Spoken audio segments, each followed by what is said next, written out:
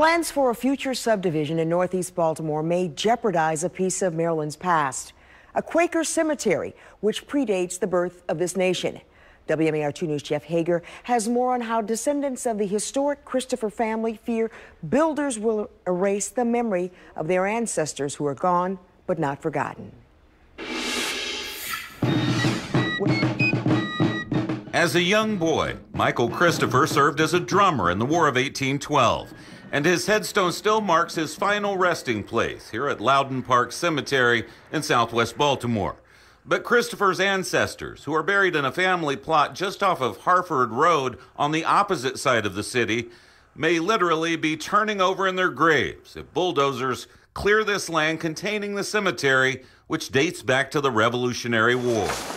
He, as far as we know, is the last known burial in the cemetery. A single marker shared by James Christopher and his wife Sarah is the only headstone which remains of the dozens believed to have once dotted this acre of land. The last tombstone, that is my second great-grandparents. Sharon Baker is one of a handful of Christopher family descendants fighting to keep developers from erasing their last memory. They're talking about putting sewer lines through and water lines through. And the new development has basements. And putting roads on top of them. That's not right. The Christopher family owned the property for almost 2 centuries when an untimely death and a delinquent tax bill put the land in the city's hands back in the 1960s. It turned around and sold the property, cemetery and all, for just $5. Decades later, most of the headstones are gone now, and developers have resurrected plans to build here. This is the property that the new houses would be built. Al Berry is a land use consultant for J.J. Royston, LLC. Our plan for 5 houses stays far away from where the cemetery remains are that we discovered through the radar.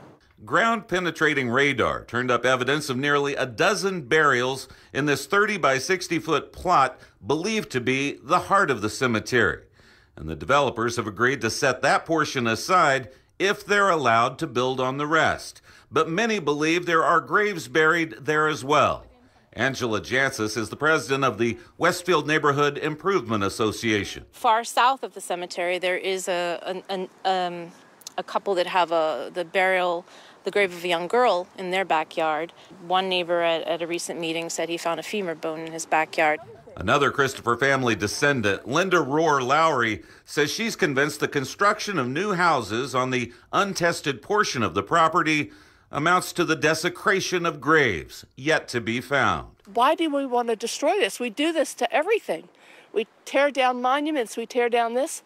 And yes, I am frustrated because of it. A Christopher family Bible, complete with newspaper clippings of burial announcements, seems to support the idea that dozens of graves may be hidden here. These people, because they were here and worked the land and died early, because they died from all kinds of things that are third world countries, diseases now. They stuck it out and made it a place for Baltimore to be the big city that it is. But if the City Planning Commission ultimately gives approval to the plan, progress may trump the past. I don't know that the city or the state has any regulatory authority over it unless a body is uncovered during development. Archaeologists have pledged to monitor the developers' every move if they get the go-ahead to break ground on the subdivision. If there were caskets, there would be coffin hardware.